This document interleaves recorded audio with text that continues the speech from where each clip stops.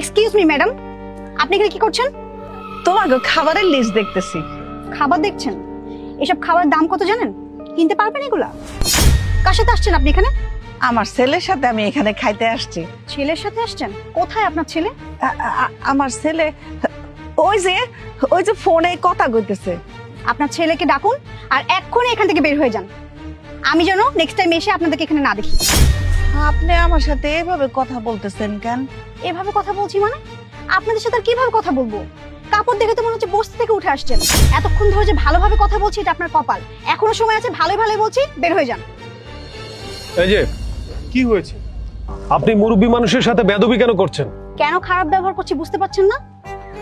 আপনাদের কাপড় চোপড় দেখে তো মনে হচ্ছে আপনারা বস্তি থেকে উঠে আসছেন। এই রেস্টুরেন্টে খাবারের দাম কেমন জানেন? এই রেস্টুরেন্টের যে রেপুটেশন আপনাদের সাথে যায়, আপনারা কিভাবে এরকম একটা রেস্টুরেন্টে আসতে পারেন আমি তো এটাই বুঝতে পারছি না। আপনারা এক্ষুনি এই রেস্টুরেন্ট থেকে বের হয়ে যান। অন্য কোনো কাস্টমার এসে যদি দেখে তাহলে আমাদের রেপুটেশন নষ্ট হয়ে যাবে। আমি চাই না সেটা হোক, আপনারা এক্ষুনি বের হয়ে যান। ঠিক আছে মা, ওনারা যেহেতু চায় না যে আমরা এই রেস্টুরেন্টে খাওয়া দাওয়া করি, আমাদের দরকার নেই, আমরা অন্য রেস্টুরেন্টে খাবো, চলো। স্যার আপনি এখানে? স্যার আপনি ওনাদেরকে কেন স্যার বলছেন? এই ওনাকে স্যার বলতে কি বলবো, তুমি জানো নি কে? এইখানে যতগুলো প্রজেক্ট দেখতেছো প্রত্যেকটা প্রজেক্টের মালিক। আর স্যার চাইলে তো আমাদের রেস্টুরেন্ট 10 বার কিনতে পারে 1 মিনিটে।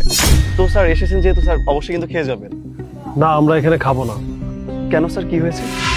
কারণ আপনাদের ম্যানেজার চায় না যে আমরা এখানে খাওয়া দাওয়া করি। মানে এই তুমি স্যার কি বলেছো?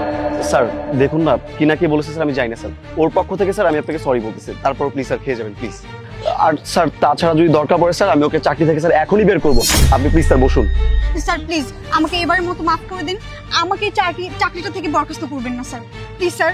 ম্যাম স্যার প্লিজ আপনি আমাকে এবারের মতো মাফ করে দেন। আচ্ছা আচ্ছা ঠিক আছে, উনি যেহেতু ভুল করেছে ওনার ভুলটা বুঝতে পেরেছে।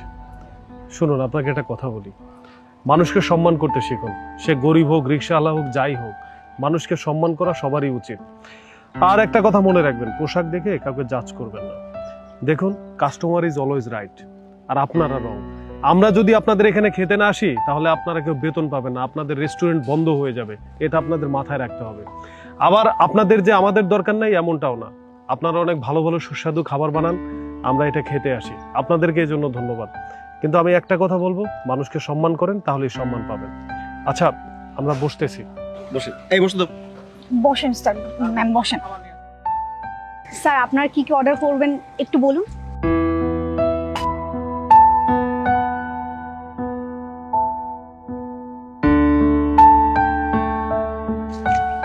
আচ্ছা ঠিক আছে, আর কিছু?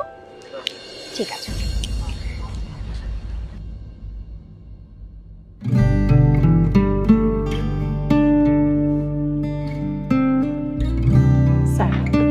স্যার আপনাদের ড্রিঙ্কস। ম্যাম স্যার আপনাদের আর কিছু লাগবে? না না, আর কিছু লাগবে না, লাগলে বলবো। Thank you.